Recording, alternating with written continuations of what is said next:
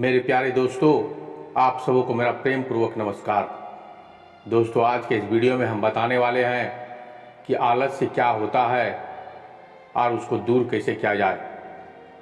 तो दोस्तों, इस वीडियो को देखने के बाद आप जानेंगे कि आलस्य क्या है या क्यों आलस्य पैदा होता है और इसे ख़त्म कैसे किया जा सकता है। तो आइए इसे समझते हैं एक कहानी के माध्यम से। एक बार की बात है, एक आलसी व्यक्ति बौद्ध भिक्षु से कहता है कि मुनिवर, मेरे पास बहुत आलसपन है, जिसकी वजह से मैं अपने जीवन में जो करना चाहता हूँ वह कर नहीं पाता हूँ। मुझे कुछ रास्ता दिखाइए। तो बौद्ध भिक्षु उस आदमी से पूछता है कि तुम्हें पक्का विश्वास है कि तुम्हारे ऊपर आलसपन है? तो वह व्यक्ति कहता है कि जी मुनिवर, केवल मैं ही नहीं, पूरे गांव के लोग कहते हैं कि मैं बहुत ही आलसी हूँ। वे बौद्ध भिक्षु उस व्यक्ति से कहते हैं, परंतु क्या तुम्हारे पास इस बात का कोई प्रमाण है कि तुम वाकई में आलसी हो? वो व्यक्ति कहता है कि जी मुनिवर। तो बौद्ध भिक्षु कहते हैं, क्या प्रमाण है? मुनिवर, मैं जानता हूँ कि व्यायाम करना मेरे स्वास्थ्य के लिए अच्छा है, लेकिन मैं चाह कर भी नहीं कर पाता हूँ, क्योंकि मेरा आलस्यपन मुझे प्रातः उठने नहीं देता।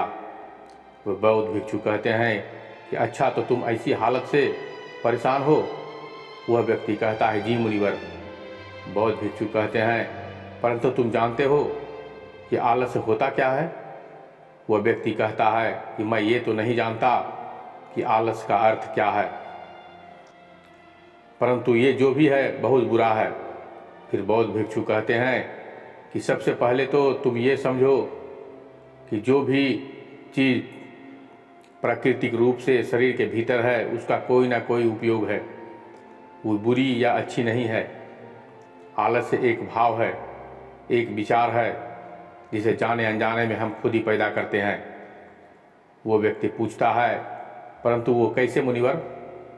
वह बौद्ध भिक्षु कहते हैं, आलस्य पैदा होने के दो कारण हैं, पहला शारीरिक और दूसरा मानसिक। जब हम शरीर को कोई ऐसी भोजन देते हैं जिसमें खुद के भीतर कोई जीवंतता नहीं है, तब हमारे शरीर के अंदर आलस पैदा होता है, क्योंकि यह शरीर ऊर्जा से चलता है। अगर जिस तरह का ऊर्जा हम शरीर को देते हैं यह उसी तरह का बर्ताव करता है। शरीर के भीतर हमारे अंदर आलस का दूसरा कारण है गलत तरीके से बैठना, गलत तरीके से सोना और गलत तरीके से चलना। हम इस बात पर कभी भी ध्यान नहीं देते कि हमारे बैठने, लेटने और सोने की स्थिति सही है या नहीं। अगर तुम तथागत बुद्ध को देखोगे तो पाओगे कि जब वह बैठते हैं तो इनके रीढ़ की हड्डी बिल्कुल सीधी होती है। जब वह सोते हैं तब शरीर के भीतर किसी भी अंग में कोई दबाव नहीं होता है, और जब वे चलते हैं तो उनके दोनों कदमों के बीच एक तालमेल नजर आता है। ये जरूरी नहीं है कि कोई बुद्ध की बातें सुनकर ही समझे। अगर कोई समझना चाहता है तो सिर्फ उन्हें ध्यान से देखकर भी बहुत कुछ समझा जा सकता है।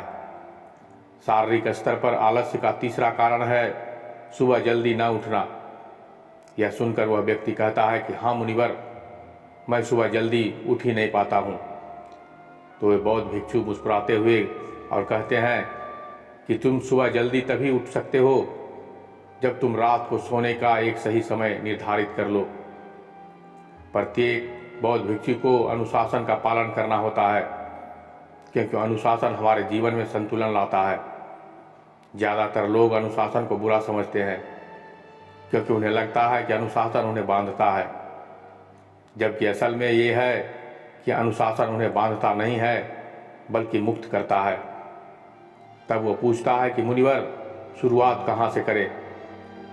सही तरीके से भोजन करने से, सही तरीके से बैठने, लेटने या चलने से, या सुबह जल्दी उठने से?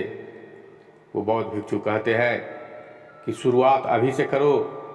जो भी तुम समय पर कर रहे हो उसे ध्यान से करो। पहले तुम मन के स्तर पर आलस्य को समझो। वैसे ज़्यादातर स्थितियों में मन शरीर के कारण ही आलस पैदा करता है। मानसिक आलस्य का पहला कारण है हमारे पुराने गलत विश्वास। हमें लगता है कि हम पिछली बार भी नहीं कर पाए, इसलिए इस बार भी हमसे नहीं होगा। हम इस बात को नहीं देखते हैं कि इस बार और पिछली बार में बहुत अंतर है। अब हम मानसिक तौर पर वो नहीं हैं जो पहले थे। अब सब कुछ बदल चुका है। जब हम अपने आप को काबिल नहीं समझते हैं तो आलस्य हम पर हावी हो जाता है। दूसरा कारण है छोटी लोग वाले और आलसी लोगों का साथ देना। कभी कभी ऐसा होता है कि आलस्य हमारे भीतर नहीं होता है, परंतु दूसरे लोगों से वो हमारे अंदर आ जाता है। ऐसा इसलिए होता है क्योंकि हम आलसी लोगों की संगति करते हैं। वह व्यक्ति कहता है कि जी मुनिवर, यह एकदम सत्य है। यह बात तो मैंने भी अनुभव किया है। वे बौद्ध भिक्षु कहते हैं कि तीसरा कारण है मन का स्पष्ट ना होना। मान लो तुम वन में खो गए हो और शाम होने वाली है। तुम्हें यह भी पता नहीं है कि तुम्हारा घर किस दिशा में है। तो क्या ऐसी स्थिति में तुम लेट जाओगे या फिर अपने घर की तलाश में निकल पड़ोगे? वो व्यक्ति कहता है कि मैं अपने घर की तलाश में निकल जाऊंगा। तब वह बौद्ध भिक्षु कहता है कि अगर खूब प्रयास करने के बावजूद भी तुम्हें तुम्हारे घर का रास्ता नहीं मिला, तब क्या करोगे? वह व्यक्ति कहता है कि मैं फिर भी तलाश में रहूंगा, क्योंकि मेरे पास उसके अलावा कोई विकल्प ही नहीं होगा। वो बौद्ध भिक्षु कहते हैं कि मनुष्य को आलस तभी पकड़ता है जब उसके पास कई विकल्प होते हैं। अगर किसी के पास सिर्फ एक ही विकल्प है तो उसका मन पूरी तरह से स्पष्ट होगा, और तुम व्यायाम नहीं करोगे तो उसका कारण तुम्हारे नज़र का स्पष्ट नहीं होना है।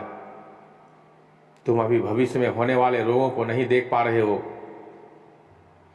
तुम अभी उन रोगों से होने वाले पीड़ा को महसूस नहीं कर पा रहे हो। वो बौद्ध भिक्षु आगे कहते हैं कि आलस्य का चौथा मानसिक कारण है किसी काम को करने की कोई वजह नहीं होना। मान लो तुम एक रास्ते से कहीं जा रहे हो और बहुत देर तक चलते चलते तुम कहीं थक जाते हो। अब तुम्हारा और चलने का मन नहीं कर रहा, तुम्हें आलस्य आ रहा है। तभी तुम वहाँ देखते हो कि एक शेर तुम्हारे पीछे चला आ रहा है। तो क्या ऐसी परिस्थिति में तुम आलस को लेकर वहाँ रुके रहोगे? नहीं ना। तो इस बात को समझो, आलस तुम्हें उसी काम को करने से रोकता है जिसे करने से कोई बड़ी वजह ना हो। वो व्यक्ति कहता है कि धन्यवाद मुनिवर, अब मुझे आलस्य का सारा खेल समझ में आ गया।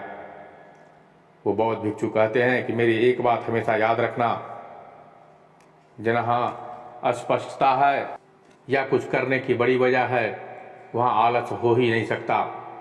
तो दोस्तों, अगर इस वीडियो से कुछ सीखने को मिला हो तो इसी तरह मोटिवेशनल वीडियो पाने के लिए चैनल को सब्सक्राइब जरूर कर ले।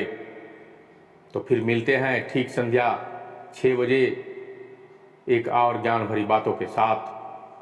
साथ ही साथ दोस्तों, अब मेरा channel story haven Facebook page पर भी उपलब्ध है। अगर आप चाहें तो वहाँ भी फॉलो कर सकते हैं। तब तक के लिए धन्यवाद, नमस्कार।